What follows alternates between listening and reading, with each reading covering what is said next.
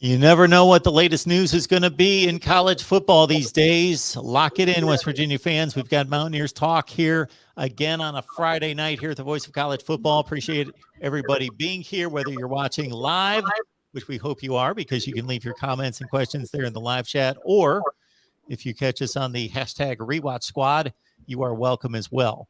We've got the man, Gold and Blue Dude, here to break down West Virginia football with us. Hey, man, how's it going? It's great, man. Another week, man. The off season is busier than people realize, and the season will be here before you know it. So take it 1 week at a time. I've had a good week. What about you? I've had a good week. I would agree with the first statement. I don't know that I can agree with the second one, that the season is going to be here before we know it. I think while we're going through it, it's going to seem forever. But once it gets here, I think, it's my opinion. Once it gets here, it's like that went by faster than I thought. And then the season is always 3 to 4 times faster than the off season. I mean, it's crazy. I try to take.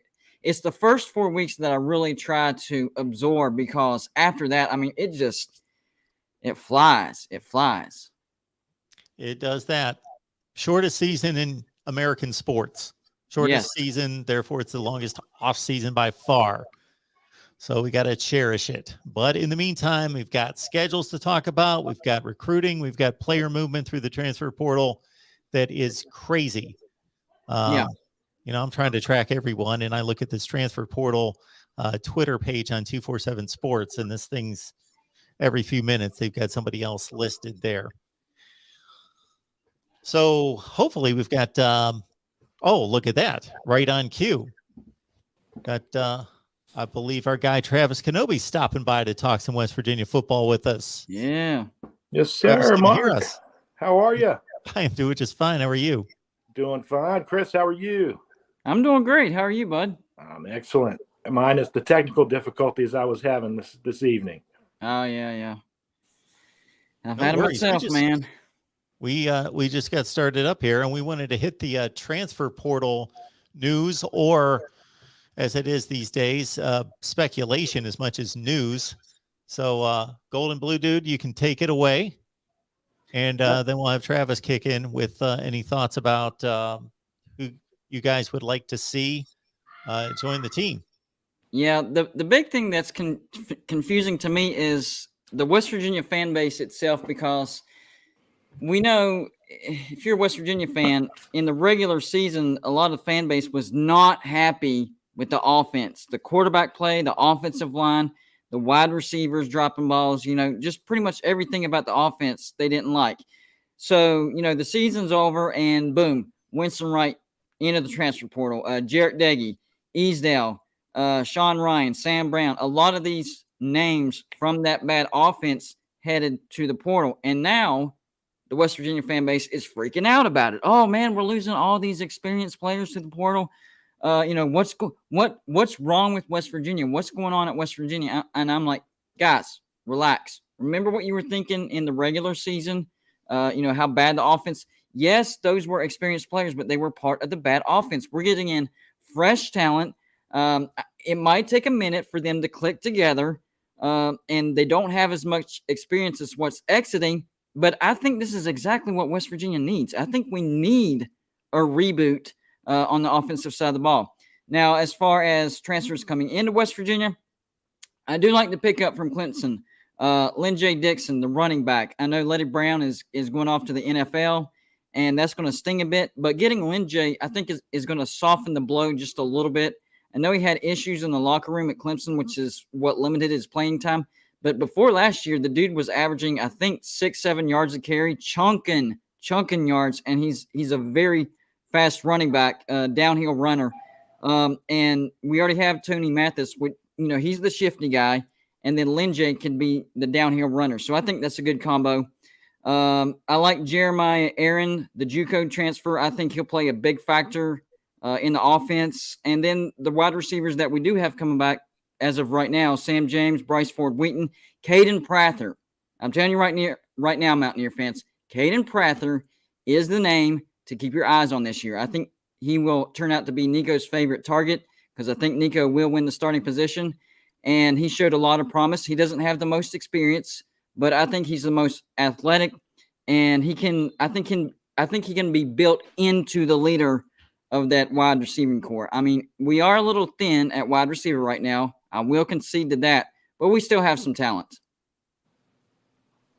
Travis, we know we only have you for about 10 or 15 minutes. Everybody check out Travis's work at Last Word on College Football. So Travis, you kick in with anything you want to say about West Virginia football. And of course, you're going to be welcome back all the time. So, yeah, well, so it's interesting, what you said about the fans, Chris, that, you complain about the production on the field from these guys. And then when they hit the transfer portal, you lose your mind. I mean, even when Jarrett Daggy went to the portal, we had a bunch of fans who were, oh my goodness, we lost our quarterback. And you guys asked for him to leave pretty much. So, Yep. Just let him go. Let the kid play. But I actually think it's going to end up being a fairly good thing for the wide receiver core, because last year, some of the problem was we couldn't get all of the talent that we had on the field. And now, you've got your starting three, Bryce Ford-Wheaton, Sam James, Sam James, and Caden Prather. Those three guys are good.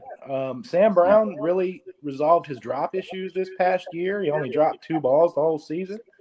Bryce Ford-Wheaton is a good possession guy, and Caden Prather is an over-the-top sort of Shelton Gibson prototype receiver.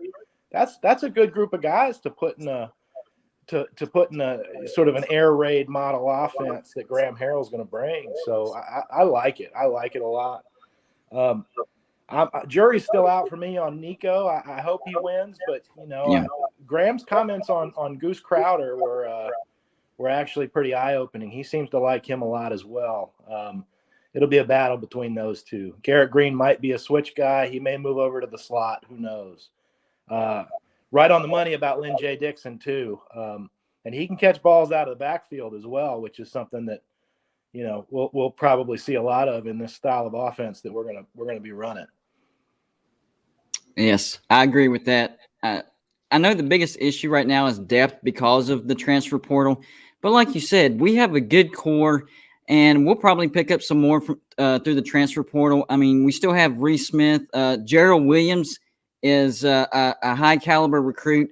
I like him. And then, of course, Jeremiah Aaron, the JUCO transfer. So, not having, 12 receivers is not necessarily a bad thing. At least consistency. I think that was the biggest problem, too, because even though we had a lot of depth, they didn't get into a good groove because they only played, once every, 3 downs, 4 downs, something like that, because there's so many of them. So whittling that down isn't necessarily a bad thing, and maybe these wide receivers can actually get into that groove.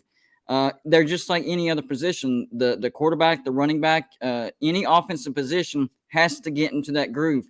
And if you're only seeing the field a portion of the time, it's hard to get into that groove. So I agree with you on that part. Might be a good thing. Yeah, absolutely. And in fact, if you dig into what Graham was talking about yesterday on his own podcast, what he wants the offense to do is he wants to break the offense down into the things it does well, and he wants to do them often. And in order to do them well and do them with the excellence that he expects, you got to have these guys on the field. You can't have them switching back and forth. And a lot of those timeout issues that we had during the course of the season were all personnel issues, subbing people in and not getting the right play in for the right personnel. So love to see, and I hope it plays out this way, but I hope this consistency comes in. And you're absolutely right about Gerald Williams. I think that he was an overlooked member of our class, which, sort of speaks to the fact that we did bring in a lot of new talent and a lot of good talent.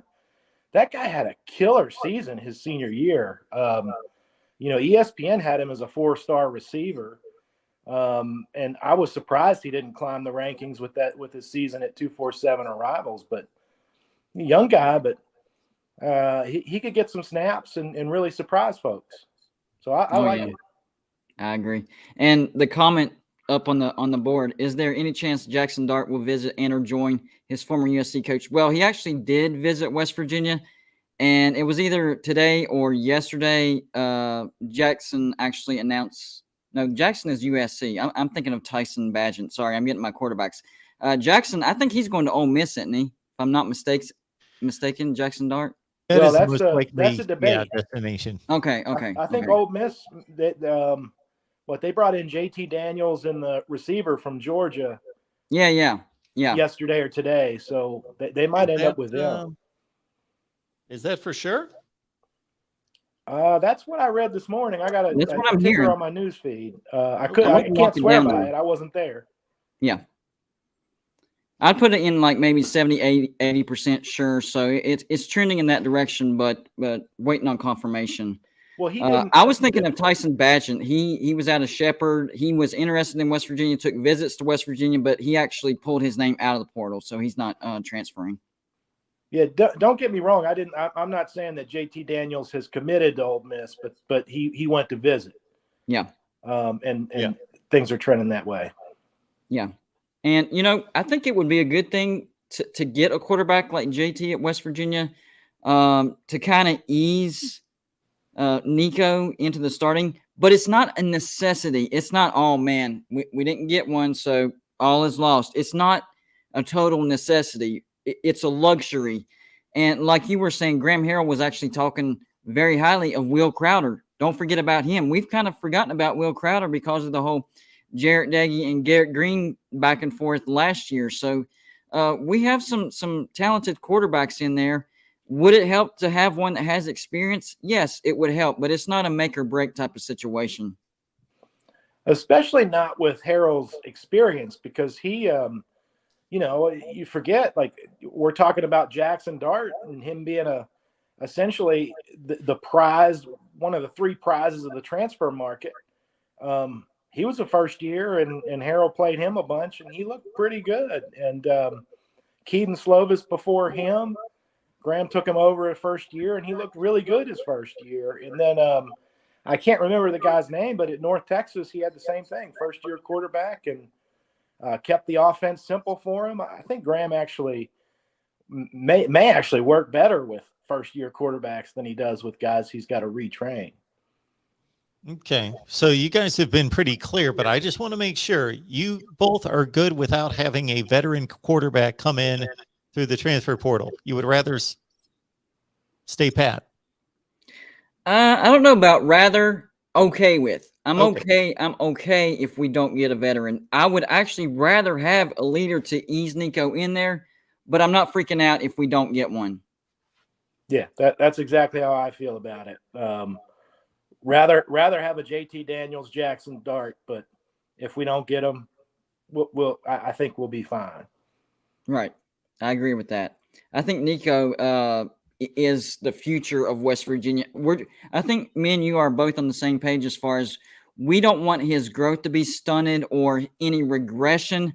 So it would be better to be able to ease him in, but we also have Crowder and Green, so maybe there can be a small rotation, and it's not totally on his back. And then we'll see him take over full time, third, fourth game, or maybe after the bye week. Folks, you see on the screen there, we've got a West Virginia channel. So if you're watching this on the West Virginia channel, you well know that. But please subscribe. If you're watching on the main channel here at the Voice of College Football, head on over to the West Virginia channel. It's right there posted in the chat. You can just grab the link. Please subscribe and help us build and grow the channel. We've got great content here with the West Virginia live show each and every week. We got Gold and Blue Dude. We got Travis, who's going to join us from time to time. We got Coos's Corner chiming in with his take. Just talked to him today. He wants to get together with some USC folks to break down Graham Harrell's offensive approach. So we're going to have some great content there. So please join us on the Voice of College Football. And you've got to get on over the Gold and Blue Dudes channel if you haven't. So check his work out. Doesn't just talk about West Virginia, but all of college football. And so certainly check him out right there. Travis Kenobi, our guy on Last Word on College Football. Travis, you guys are too good for me. Man, between Jason Ray, Kevin McGuffey, Tony Siracusa, Travis, These guys are all over my channels as well, providing great discussion. So it's a team effort. Absolutely. There is one thing that confuses me, though. I've been talking to USC fans about Graham Harrell, and they are not high on the dude. So I did some research. He's a really good offensive coordinator. So the reason I said that is West Virginia fans, if you happen to know some USC fans and you're hearing some, oh, we're glad he's gone, we're having an upgrade, we have Lincoln, just USC fans are just not in a good mood right now. And Lincoln Riley is a really good coach. It might actually be a better offense under Lincoln Riley, but Graham Harrell is a good offensive coach. Go look up the stats. Top 25, and one season, I think it was with Keaton Slovis, they were almost a top 10 offense. So block out the USC noise because they're talking it right now. Yeah, and that team was actually bad mostly because they fired the coach, two games into the season, and the defense played miserably. Atrocious. And people forget how the symbiosis between the offense and the defense, and if one's not doing well, the other is going to suffer necessarily. So they're just mad. But it's kind of proof that we look at our West Virginia fan base, when they get upset, every other fan base gets just as upset as we do. Exactly. Good point right there.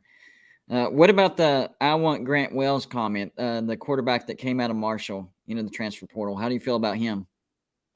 I'd probably rather not comment here. Okay. Well, he was the starting quarterback for Marshall. He had some decent numbers, but the problem with Grant Wells is he gets rattled too easy.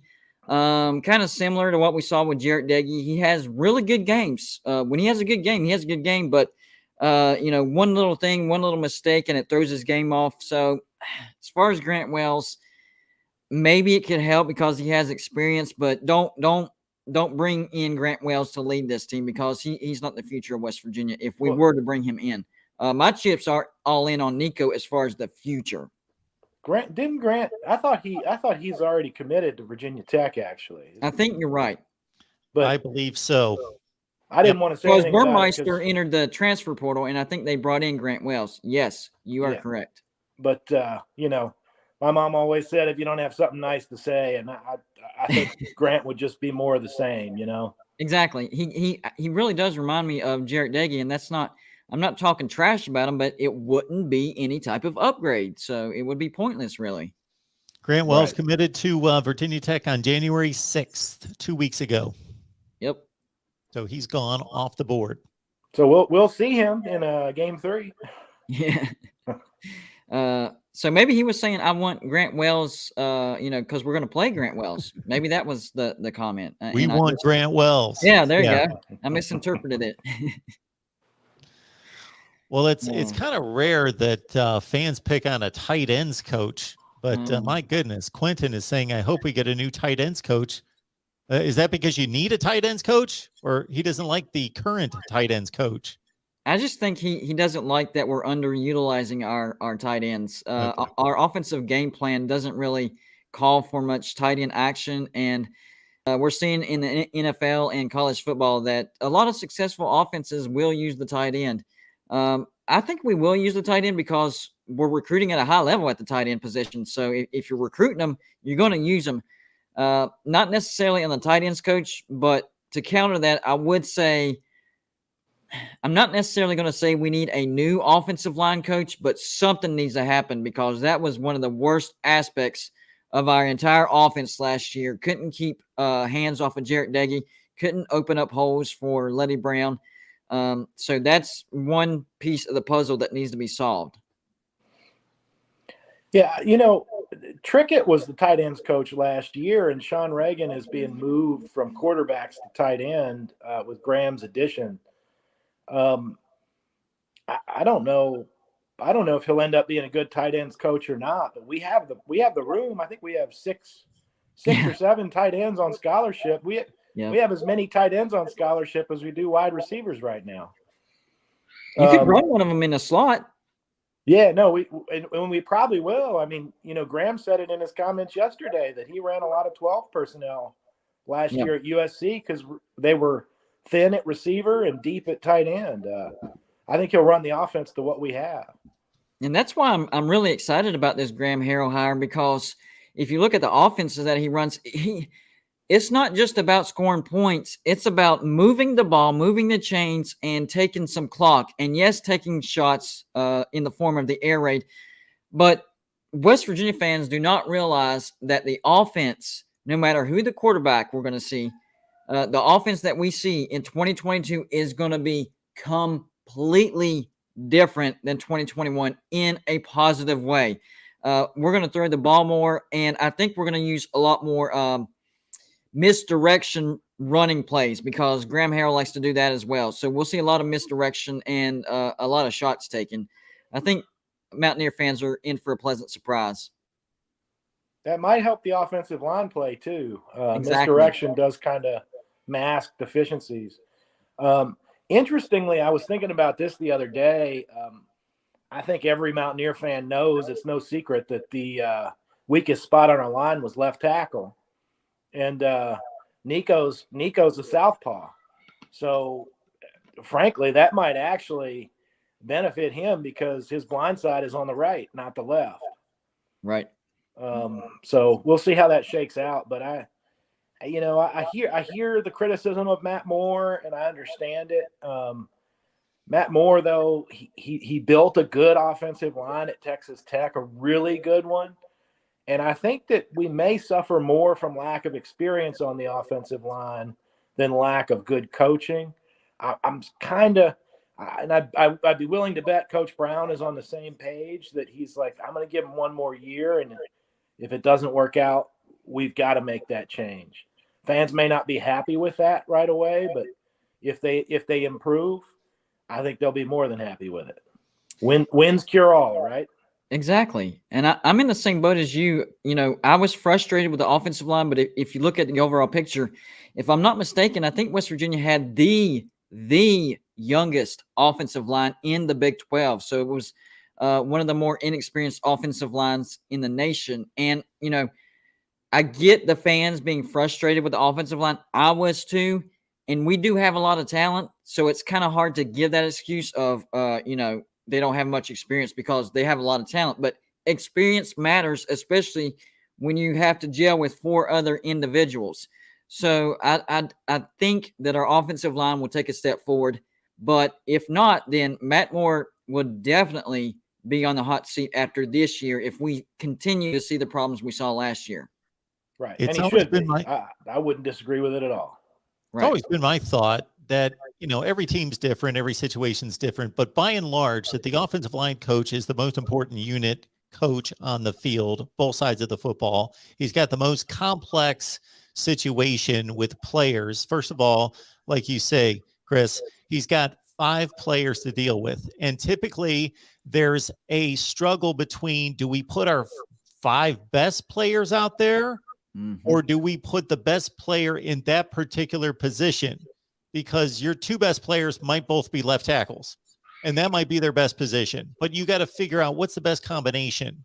And so they're constantly going through spring camp, going through summer camp, figuring out, do these guys work better like this with 1, 2, 3, 4, 5, or with 1, 3, 2, 4, 5, or and working that out. And they, unlike any, the secondary's got to work together. The linebackers have to work together, but not nearly to the extent the offensive line has to be cohesive, has to be really good. And that's why there's a number of teams across the country that mold tremendous offensive lines, not with the greatest prospects in the world, if you can get them to work together, and other situations where you got a bunch of 4 and 5 stars up front, but they don't work well together and they're miscommunicating and it just doesn't come together. You need that cohesion. Exactly right. To your point earlier, when you look at other positions like linebackers, secondary, wide receivers, these are positions that, they're responsible for either another player from the opposition or a zone on the field. With the offensive line, you're in flux. Things change constantly. It's not that you're necessarily responsible for this section or this man. It's protection, shifts, all types of complexities that people don't even realize the complexity of. So I agree with that. And that's why, I'm okay with giving Matt Moore another year because they were very, very young. But I am with the fans on if we don't see at least some improvement. I'm not expecting, the best offensive line in the Big 12 or anything like that.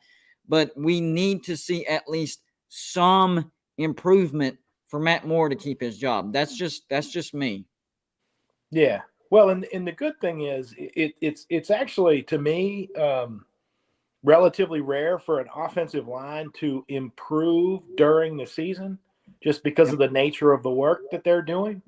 A lot of it is footwork and strength that gets built through repetition off season. I actually thought the offensive line took a pretty big jump after that bye week, after the Baylor game. We had a bad game or two in the last 6, but in the first 6, we had 6 bad games. Yes. So there was improvement mid-season, and hopefully that trend continues. I was going to say that earlier, actually. I think that was a noticeable when we had that bye, coming out of that bye, our offensive line got better and better and better. Now, that's not to say they didn't have a down game here and there. They did. But those first 6 games, they were just bad. I mean, they were missed assignments. Their footwork was off. They didn't have their hands in the right place. Something was just completely off. There was no excuse as to why we lost to Texas Tech. That was horrible. And I admit it, I threw a fit. I threw things. It was bad. That was the worst loss of the year. But after the bye week, you could see that the offensive line was working together. Maybe before the bye week, because of their inexperience, they weren't working together. They were just trying to prove, themselves. They were, and that's fine. That's not being selfish. Sometimes that's how it is. But I think that the coaches sat them down, and they're like, if you go down, all of you go down. So that's why you got to work together. It's not a me thing. It's a we thing. And we saw the improvements, down game. I think our worst game after the bye week was the Oklahoma State game. But besides that, I think they stepped up and played pretty good. Yeah, I agree. Listen, gentlemen, it's time for me to drop off. It's been a pleasure. Look forward to talking with you all again, and take care. Absolutely, Travis. Appreciate you stopping by. You're welcome back anytime. Happy to do it. I want to get him on Travis my show. Kenobi there from Last Word on College Football. What's that? I said I'm going to have him on my show. He's pretty good. Sure, absolutely. Yeah. Get him on there. Get him on there. I was going to ask him briefly about Jarrett Daggy. Of course, we put that to rest, and you had your say on that. This is the best decision for both parties, that he move on. But I'm noticing that he is yet to be picked up by anybody, and I'm just. Well, he actually signed with Bowling Green State. Talking about Jarrett Daggy. I he signed with Bowling Green State. It was Western Kentucky. Excuse me. Western Kentucky is who he signed with, but that's still in the area of where he came from. He actually transferred from Bowling Green State to West Virginia, and now he's transferring back to Western Kentucky, which is the same type of area. But I think he'll be all right over there. Jarrett Daggy is not a bad quarterback. Just the situation that he was thrust into as far as this year was just he's not a very mobile quarterback, and our offensive line was bad. It was a bad combo. So I think he'll be all right. I really do. The situation he's thrust into now, though, at Western Kentucky is that the previous quarterback, Bailey Zappi, threw 62 touchdown passes and for over 6,000 yards. So I don't know if we're going to expect that out of Jarrett. Yikes. I didn't think of it that way. He broke Joe Burrow's record. Man, that's a bad.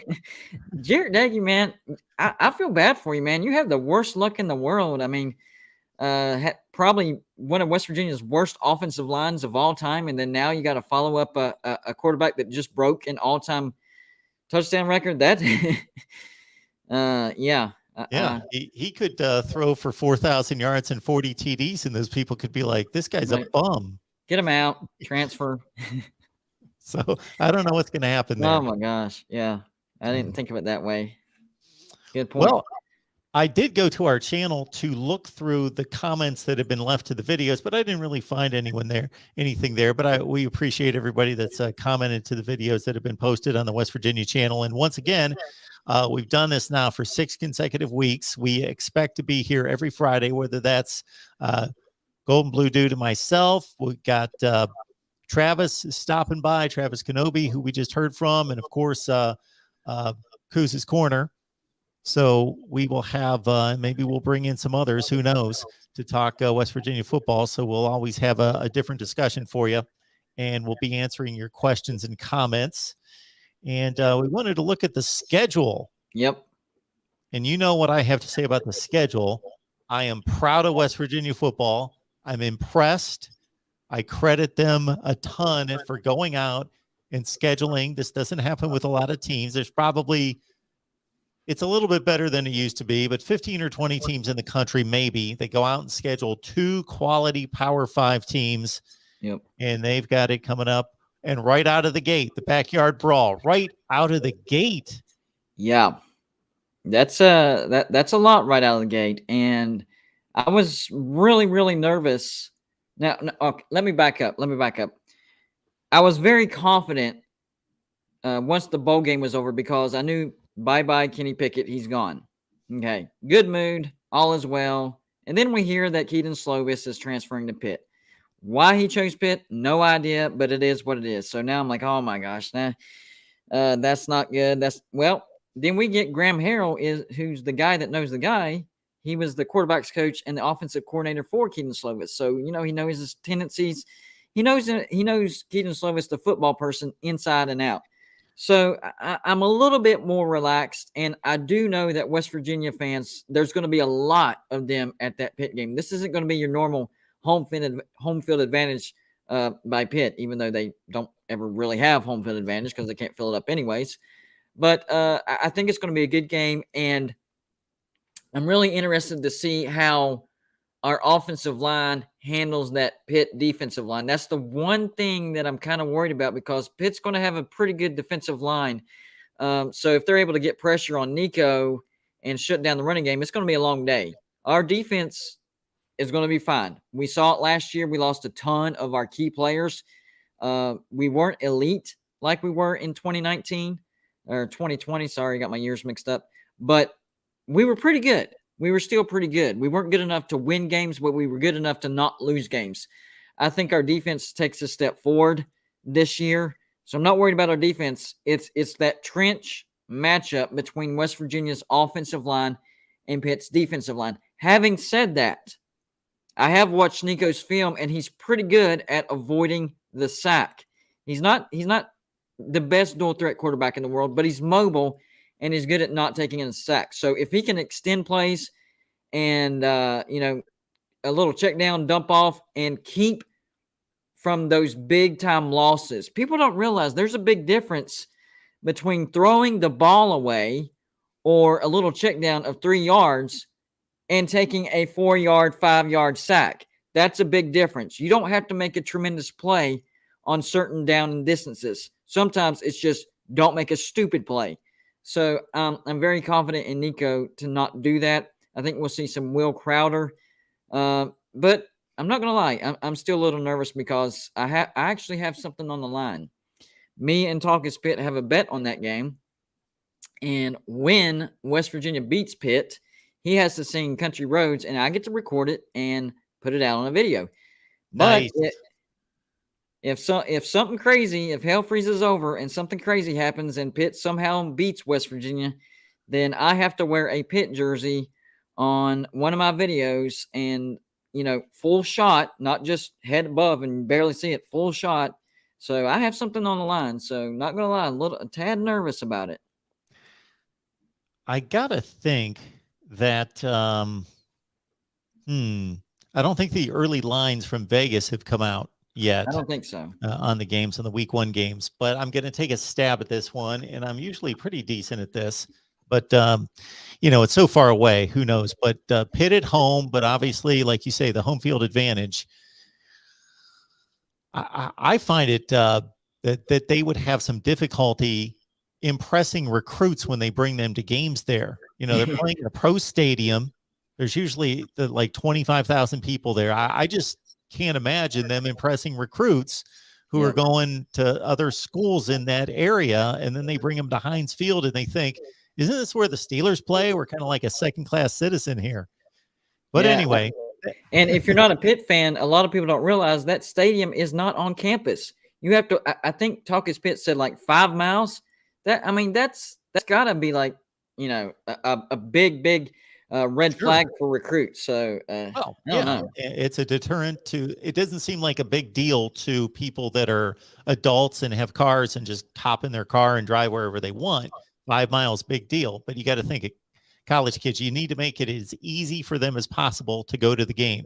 They want to be on campus. They need to walk to the game, not find some kind of public transportation or who's got a car so that's not a good situation. They should look to, and I'm sure the expense is just a difficult hurdle for them to jump at this point. They probably get a good deal there. But to your point, Pat Narduzzi came in from Michigan State, was a defensive guru there that built some tremendous defenses that finished top 5 in the nation.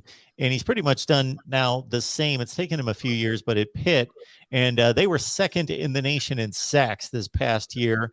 And they have been in that top 2 or 3 in sacks like 3 or 4 consecutive years. Regardless, so even losing players, they have been able to maintain this tremendous pass rush.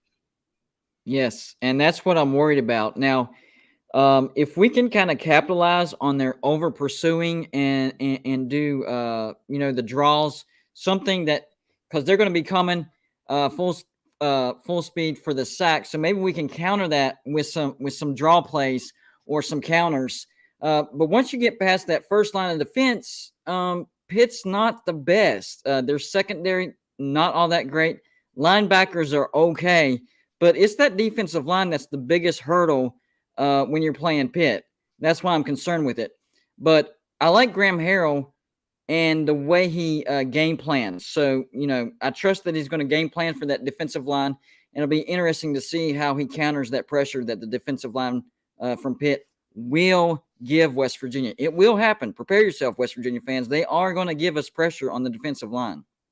Yeah, that is going to be huge right out of the gate at Pitt, West Virginia at Pitt. If you're a traditionalist, even if you don't root for either team, if you're like me and you're just a college football nerd, you got to love this.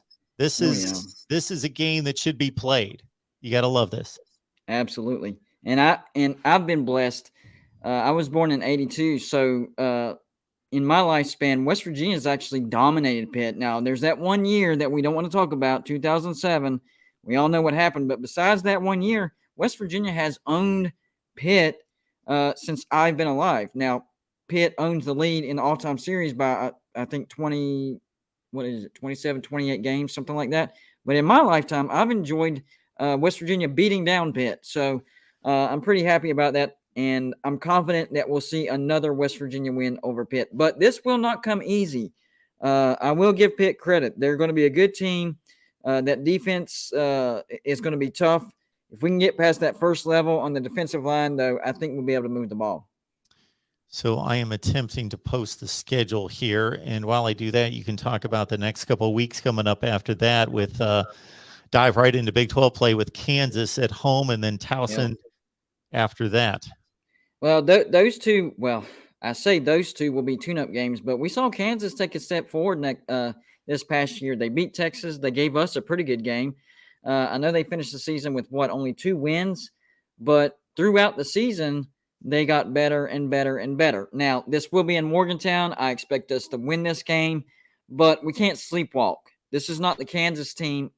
I don't think that this is going to be a Kansas team where we can show up and play our D game and be all right.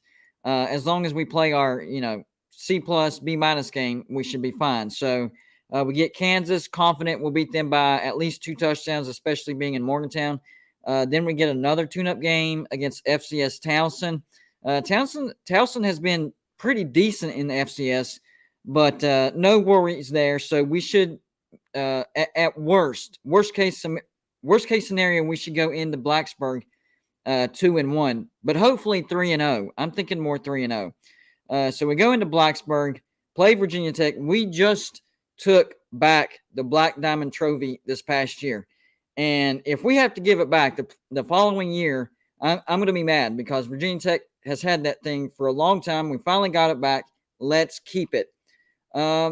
And I think West Virginia has a pretty good shot of beating Virginia Tech because they lost a lot from this year's team. We have a coaching change at Virginia Tech. A lot of Virginia Tech will be in flux big time.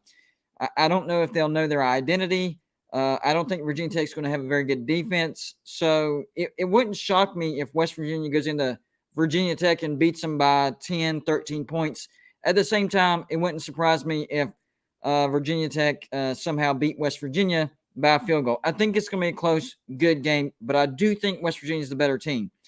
The next game is where the Big 12 play starts at Texas.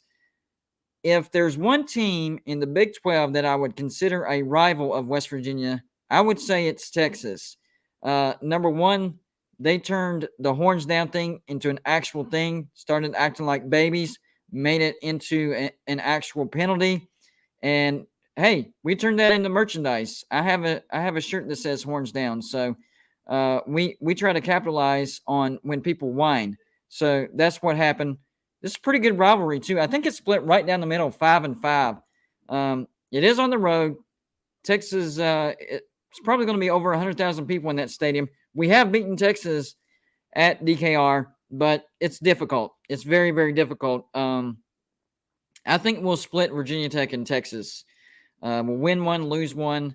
And if I had to lean one way or the other, I would say we beat Virginia Tech and lose to Texas. I hate saying either one of those, but that's just my gut feeling.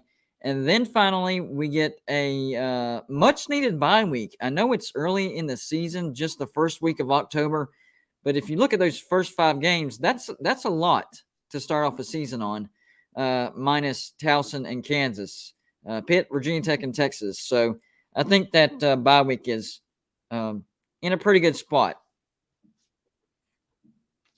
And then after that, we get Baylor at home. I forgot about that. For some reason, I was thinking we have Baylor on the road.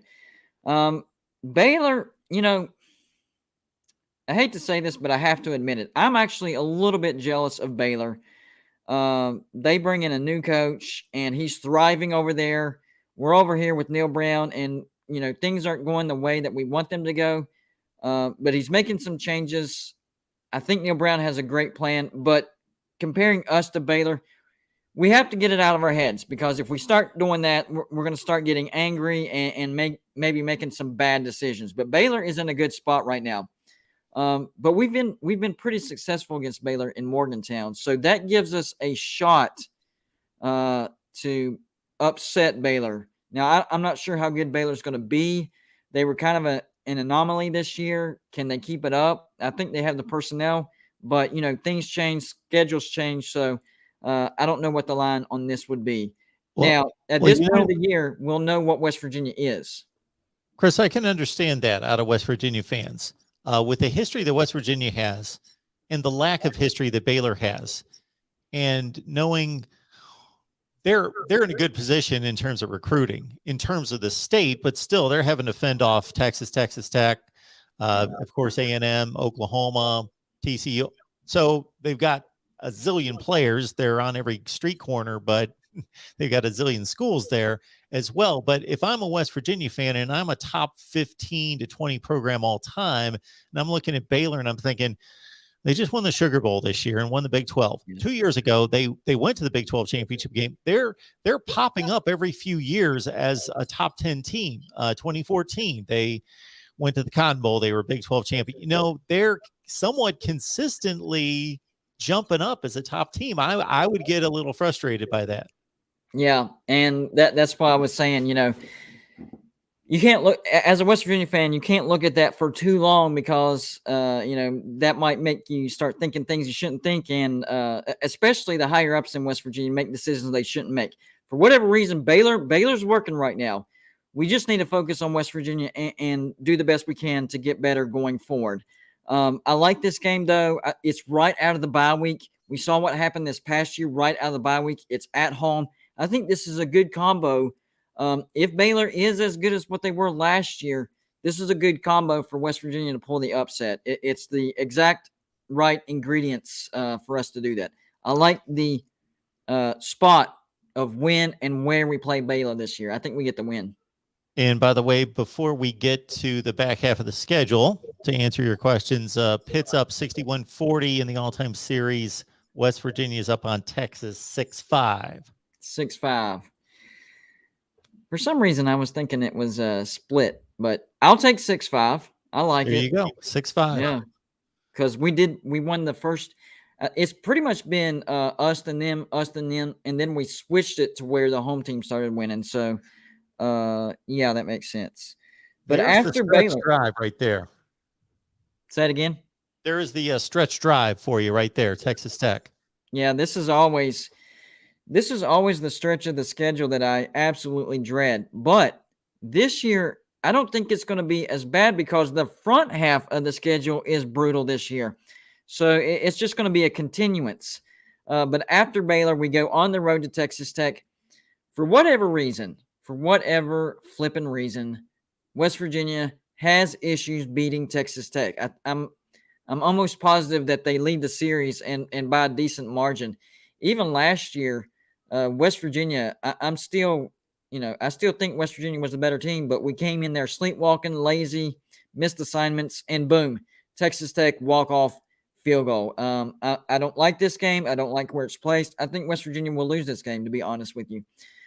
Texas Tech has just been a thorn in our heel. But we move on from that. We get TCU at home. TCU just fired Gary Patterson, longtime head coach.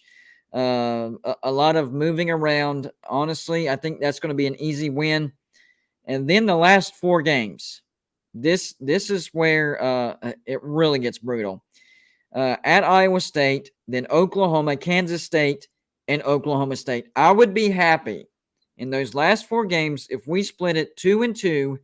I guess win the 2 home games and lose the 2 road games. I would be okay with that.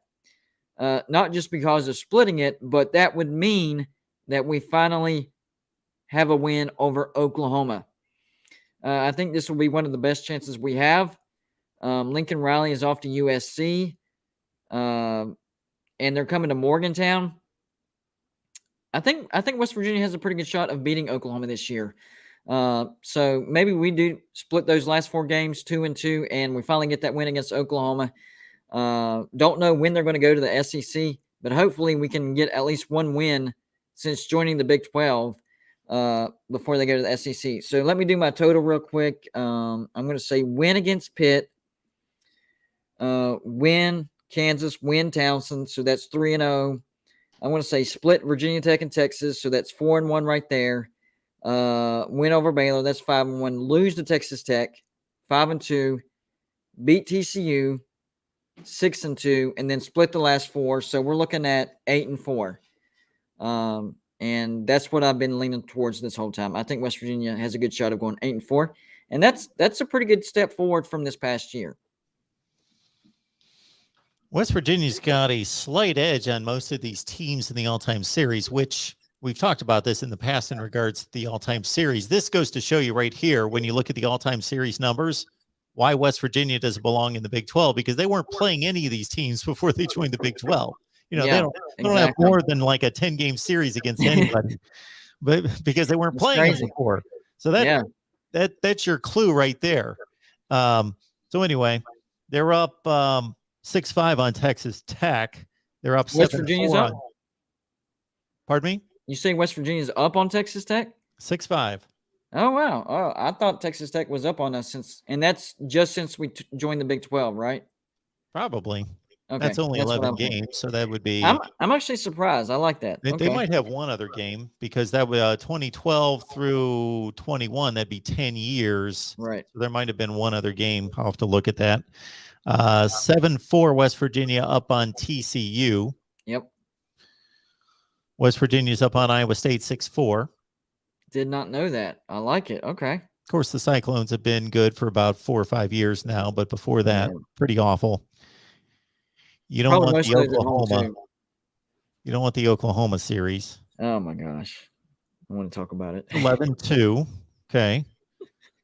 Kansas State's up on you 6-4. Yep, because they dominate us. I think it was like 5 in a row right out of the gate, and then we went on a winning streak. So we're on the road to evening that up. And Oklahoma State's not a great one with 7 straight. Now it's 9-4. Yeah, they've been tough. That's it. But I'm actually surprised about the Texas Tech lead. I thought Texas Tech because I know we've struggled with them. Maybe I was just automatically turning that into a loss. And, we've struggled but beat them. So I'm okay with that. What do you think about the 8-4 when you look at the schedule? Do you think that's doable? Am I in the ballpark? Am I way off? Well, before I answer that question, let me ask you this, and this comes to mind only because you went through the Virginia Tech game, and I just released a rankings of not 2022, but finished up in 2021, ranked the teams. And of course, we know how close the game was between those two. They both went 6 and 7. Yep. So I had, where do you think I had West Virginia ranked in the top 130? I ranked everybody 1 through 130. If I had to guess, I haven't seen that video yet, so this is a guess. If you ranked West Virginia, and what did you base it on? Just the season? Just okay. 2021. I would say you ranked West Virginia maybe 68, 69? 57. Okay. So I had West Virginia 57, Virginia Tech at 58. So that came to mind when I saw that game. Okay. So I typically look at these as probabilities. So the probability is that you're going to split against Pitt and Virginia Tech. That's what's the probability. Not that you can't win them both or lose them both, and if somebody held a gun to my head and said there's going to be a sweep, I'd go West Virginia's way. Right. But I'm going to go 1-1 there. So it's a 3-1 start. Texas, boy, they're a wild card. I'm going to go.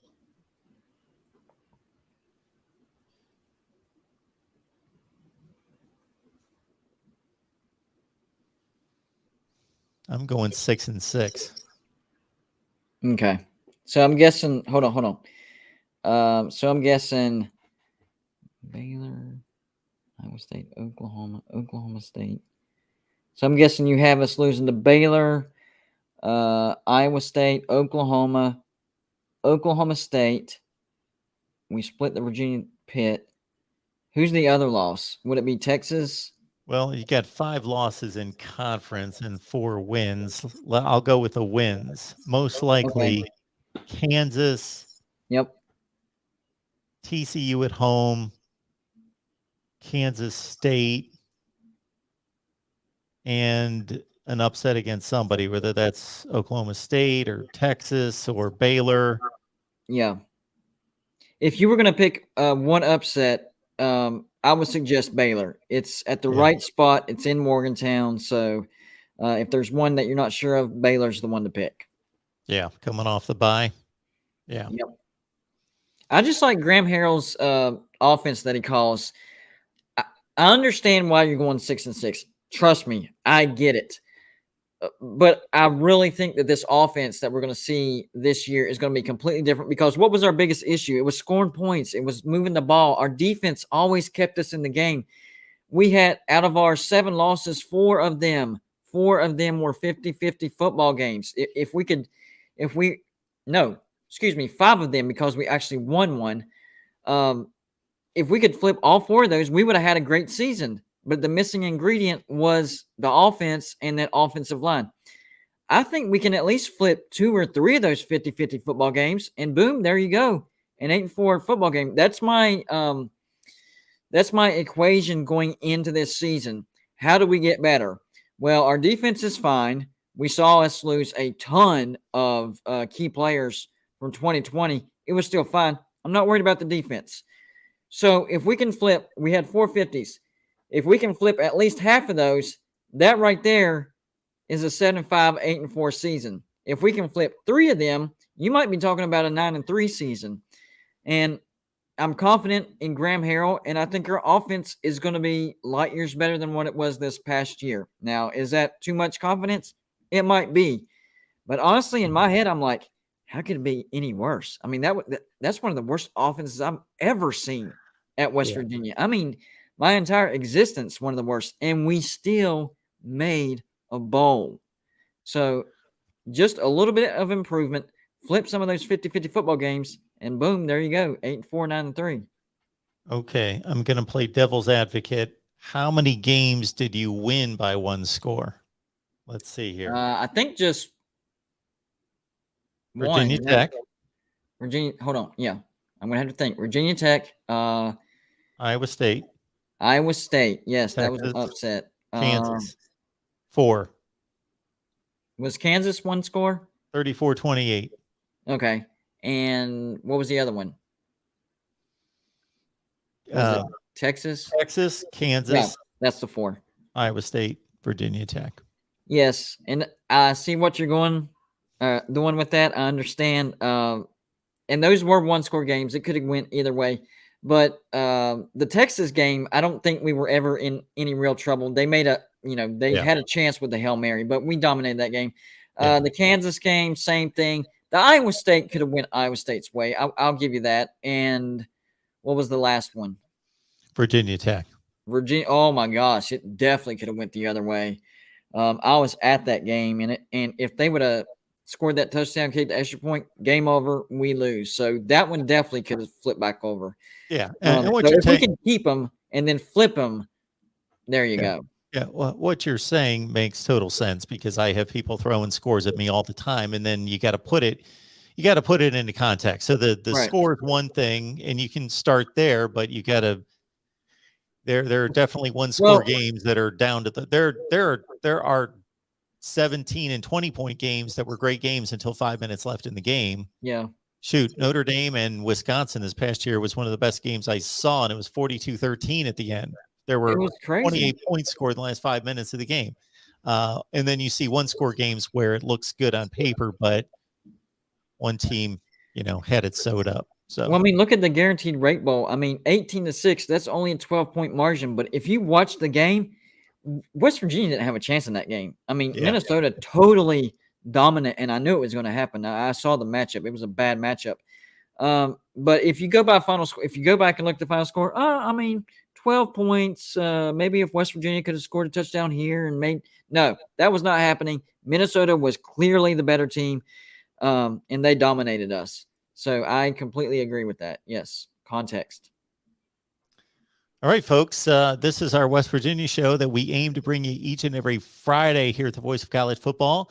So it's simulcasted at the Voice of College Football, our main channel, and also on the West Virginia channel that we would like you to subscribe to. So please head on over there if you're not there, and please subscribe. It helps out myself, Golden Blue Dude, everybody. We're trying to build West Virginia football conversation, and you can help us do that by subscribing.